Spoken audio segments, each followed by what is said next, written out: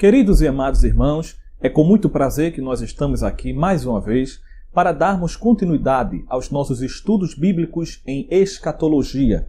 Nós temos sido abençoados durante muitas semanas estudando a lição direcionada à faixa etária de 15 a 17 anos, que é justamente a lição de juvenis da CPAD, que neste último trimestre de 2016 vem nos trazendo um tema relacionado à vinda de Cristo. O tema é uma pergunta que nos traz a seguinte indagação: o que vem por aí?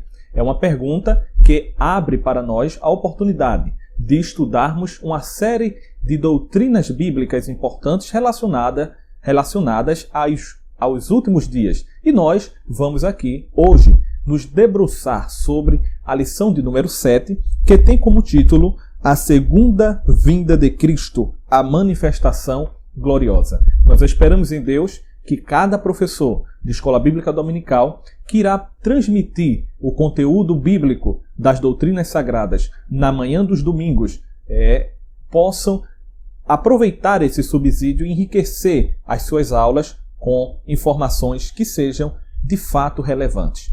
Hoje nós vamos agora atentar para uma doutrina muito importante, que é a doutrina da segunda vinda de Cristo. É importante logo aqui adiantar para os queridos irmãos que nós não podemos confundir a segunda vinda de Cristo com o arrebatamento da igreja. Nós que somos pré-tribulacionistas acreditamos que de fato Cristo virá uma segunda vez. Esta segunda vinda de Cristo, ela se dará em duas fases que são biblicamente distintas. Nós temos aqui características bíblicas relativas à primeira fase da segunda vinda e características que dizem respeito à segunda fase da vinda de Cristo. Entre a primeira fase e a segunda fase, nós temos um período tenebroso sobre a terra, que é o período de grande tribulação, ao qual nós já fizemos referência nas aulas que se passaram.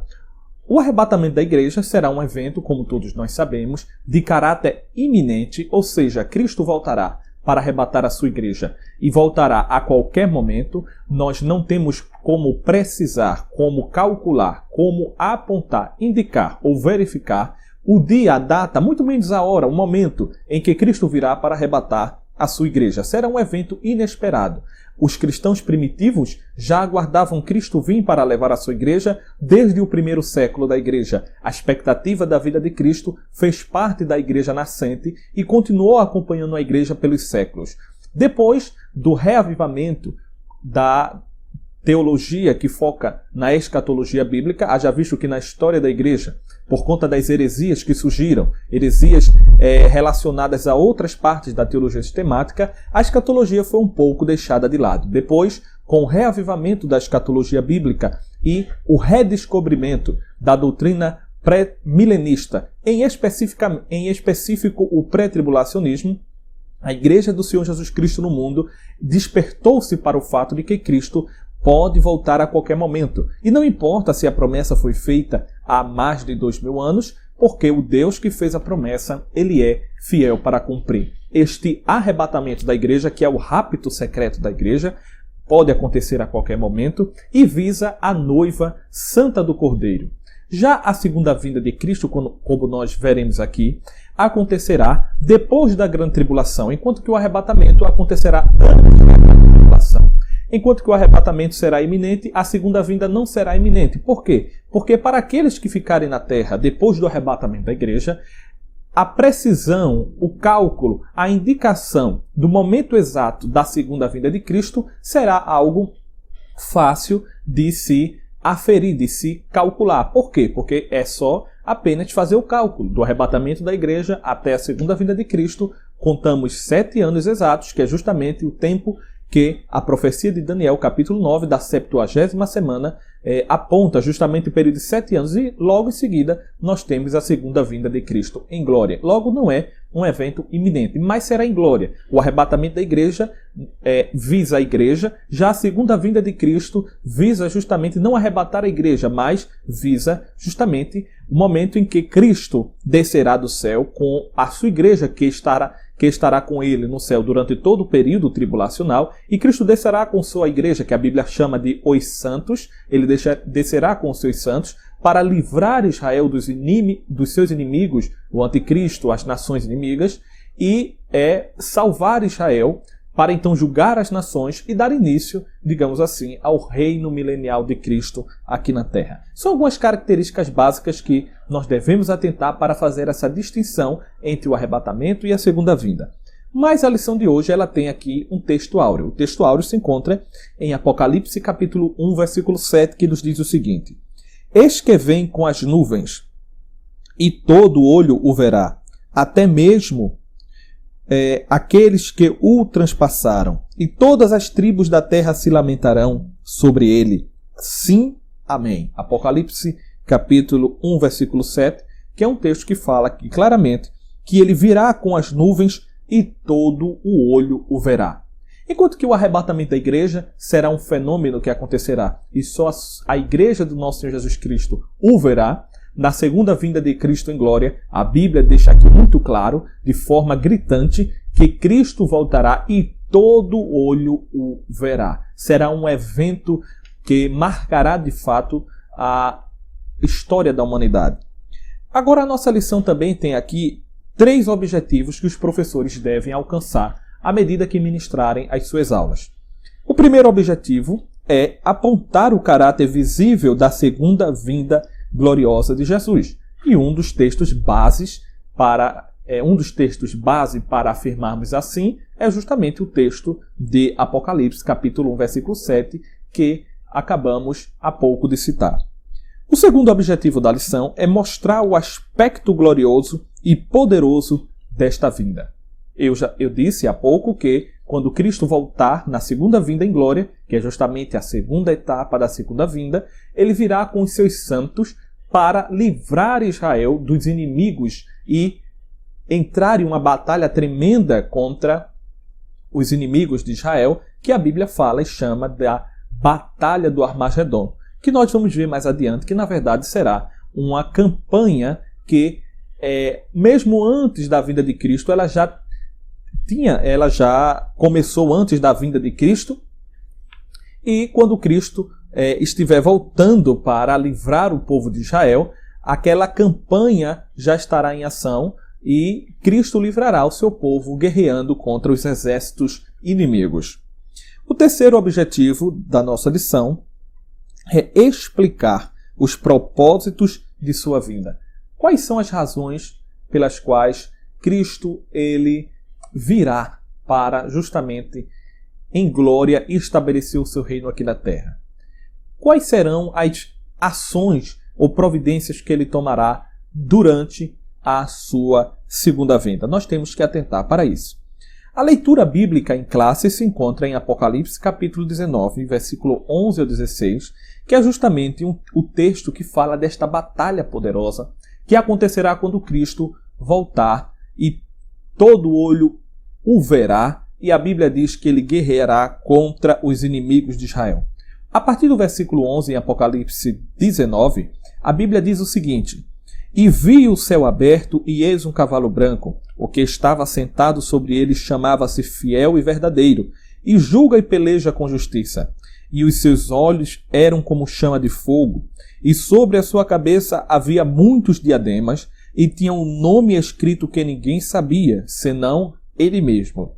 E estava vestido de uma veste salpicada de sangue, e o nome pelo qual se chama é a Palavra de Deus. E seguiam-no os exércitos que há do céu, em cavalos brancos e vestidos de linho fino, branco e puro. E da sua boca saía uma aguda espada, para ferir com ela as nações. E ele as regerá com vara de ferro, e ele mesmo é o que pisa o lagar do vinho do furor da ira do Deus Todo-Poderoso. E na sua veste e na sua coxa tem escrito este nome: Rei dos Reis e Senhor dos Senhores. Louvado seja o nome de Jesus. Será este momento glorioso em que Cristo virá para pelejar contra os inimigos de Israel. Na verdade, eu estou falando aqui que será uma peleja, Mas não digo peleja no sentido de que será algo difícil para Cristo, ou que Cristo estará com dificuldade ou tentando vencer. Na verdade, eu digo peleja, mas a realidade é que Cristo virá já vitorioso, porque a derrota do inimigo, do anticristo, a derrota do falso profeta, a derrota das nações confederadas contra Israel, ela já está decretada. O que vai acontecer quando Cristo vir será simplesmente a confirmação do fato de que Cristo será vitorioso. Por isso que o texto diz que ele vem para derrotar de fato os exércitos do anticristo.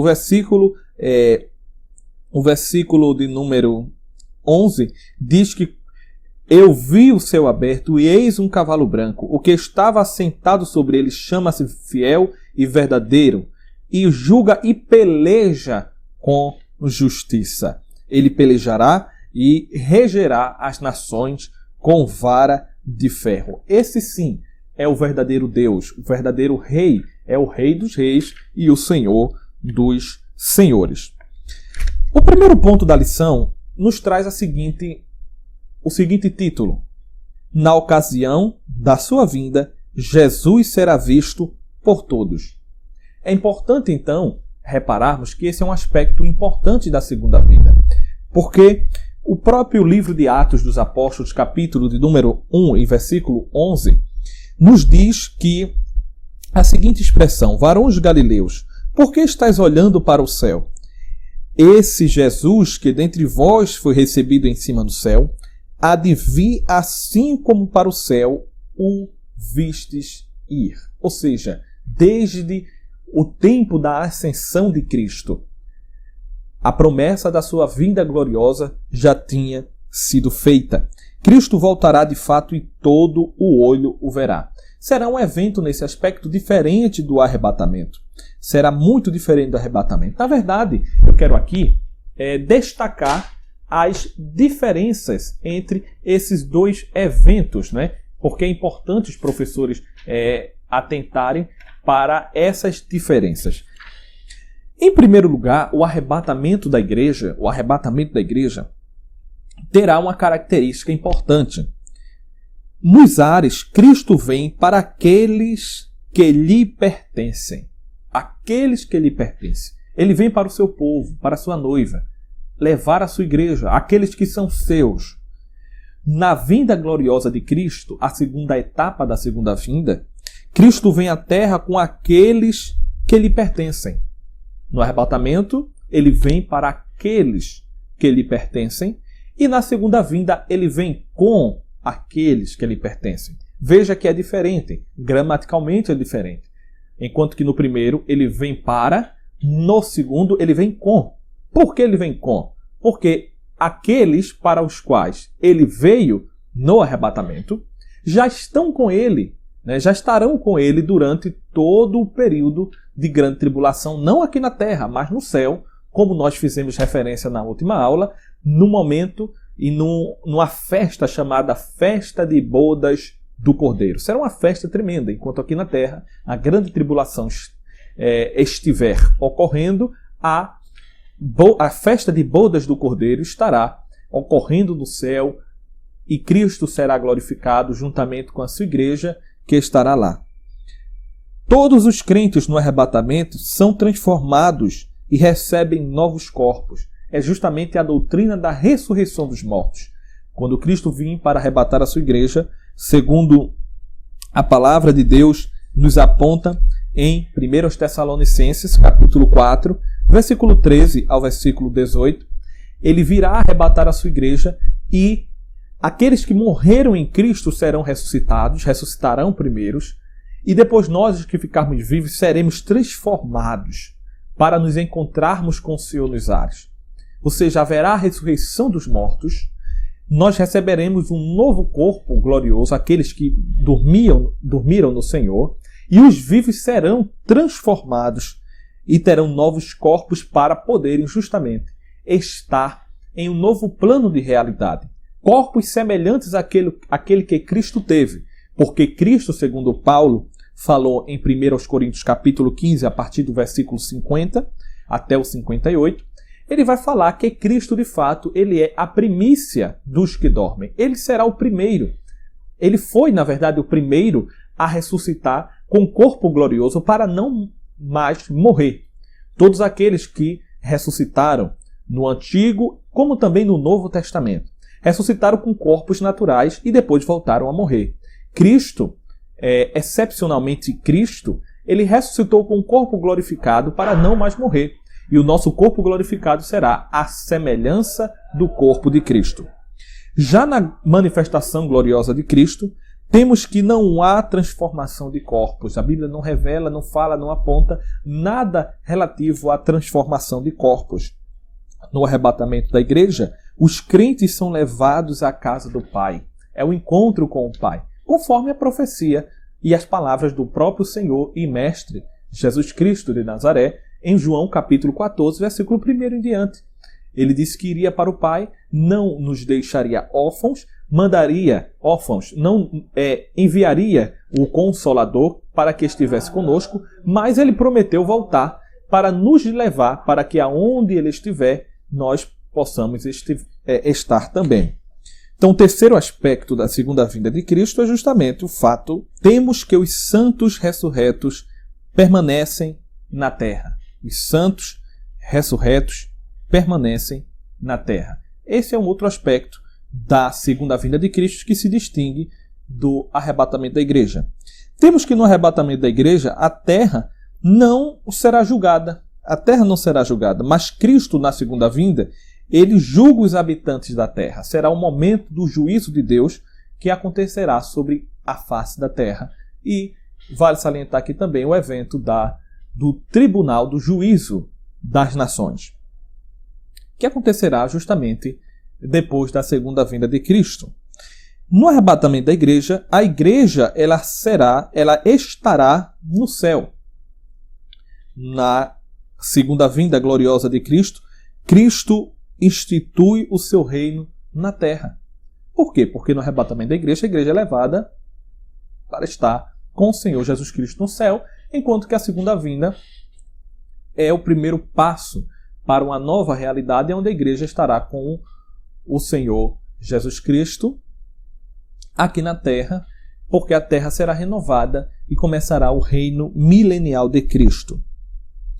O arrebatamento da igreja tem também a característica de que pode ocorrer a qualquer momento. Como eu já falei aqui, é um evento iminente. Já a manifestação gloriosa de Cristo na sua segunda vinda não ocorrerá até o fim da grande tribulação. Ou seja, toda a grande tribulação será necessário que aconteça para que então a segunda vinda de Cristo possa acontecer. Não é um evento que pode acontecer a qualquer momento. Nós sabemos que acontecerá exatamente após os 7 anos de tribulação. Já o arrebatamento da igreja não será precedido por nenhum sinal, justamente por ser iminente, né? Porque Cristo pode voltar a qualquer momento. Todavia, a segunda vinda gloriosa de Cristo será precedido por uma série de sinais que acontecerão aqui na terra em cumprimento das profecias, sobretudo do livro de Apocalipse. No arrebatamento, nós temos que o foco são os crentes. Já na segunda vinda de Cristo, gloriosa, nós temos um evento que afeta toda a humanidade. Toda, inclusive gentios, judeus, inclusive também a igreja tem uma participação importante neste evento. No arrebatamento da igreja, nós vemos que é um acontecimento que traz alegria, porque é justamente o momento da manifestação dos filhos de Deus que estão gemendo, aguardando justamente o dia da vinda gloriosa do nosso Senhor e Salvador Jesus Cristo. Já a segunda vinda em glória, temos que é um evento que traz muita lamentação, choro, pranto e muita dor para aqueles que estiverem aqui. Temos que o arrebatamento da igreja acontece antes do dia da ira, e já a manifestação gloriosa acontece após a ira de Deus que cairá sobre a terra. Temos que no arrebatamento da igreja, Satanás não é mencionado, enquanto que na segunda vinda de Cristo gloriosa, Satanás ele é preso em um abismo no qual ficará por 1000 anos, que é justamente o período do reino milenial, literal, sobre a terra. O arrebatamento da igreja, nós temos a característica também de que as obras dos crentes são julgadas no tribunal de Cristo, a fim de que eles possam receber os seus galardões. Deus ele recompensará os cristãos com galardões relativos às suas obras. Aqueles que fizeram obras que de fato foram obras aceitas perante o Senhor Jesus Cristo, receberão do Senhor o seu louvor. Aqueles que não fizeram obras que agradaram a Cristo em todos os critérios, também receberão do Senhor a repreensão que lhes é devida. Não é justamente, obviamente, um tribunal para a salvação nem para a condenação, mas para recompensa. Temos que, na segunda vinda gloriosa de Cristo, não há o tribunal de Cristo. Acontecerá, na verdade, o tribunal das nações. Acontece no arrebatamento da igreja, logo após o arrebatamento da igreja, as bodas do Cordeiro. Já na segunda vinda gloriosa, a noiva desce com o noivo à terra. No arrebatamento da igreja, somente os que pertencem a Cristo o verão. Só a igreja o verá. Ou seja, só a igreja verá ao nosso Senhor Jesus Cristo. Já a segunda vinda gloriosa, todo olho o verá. No arrebatamento da igreja, temos então o início da grande tribulação. E com a manifestação gloriosa de Cristo, temos o início do reino milenial do nosso Senhor e Salvador Jesus Cristo sobre a terra. Então é importante, queridos irmãos, focar nesses aspectos para que não haja uma confusão de um evento para o outro evento. O segundo ponto da lição fala que Jesus voltará com grande glória e poder. Isso pode ser visto justamente na leitura bíblica em classe, que nós já lemos, não vamos voltar a ler, mas o professor pode ler, fazer uma análise detalhada deste capítulo e verá que Cristo, ele virá com grande poder e glória para justamente pelejar contra o anticristo e vencê-lo. O texto, inclusive, diz, no versículo 15 do capítulo 19, que "E da sua boca saía uma aguda espada para ferir com ela as nações. E ele as regerá com vara de ferro, e ele mesmo é o que pisa o lagar do vinho do furor e da ira do Deus Todo-Poderoso." Essa espada aguda de 2 gumes que sai da boca de Jesus Cristo aponta, simboliza a ira de Deus e o juízo de Deus que virá com ele para destruir aqueles que fizeram oposição ao seu governo aqui na terra. O terceiro ponto da lição fala justamente da prisão de Satanás, que é algo muito importante. A nossa lição diz o seguinte: imediatamente após a segunda vinda, um anjo, a Bíblia não fala que é um arcanjo, nem que é um querubim, um serafim, é um anjo. Um anjo prenderá Satanás por 1000 anos, conforme Apocalipse 20, de 1 a 3, que diz o seguinte: "E vi descer do céu um anjo que tinha a chave do abismo e uma grande cadeia na sua mão.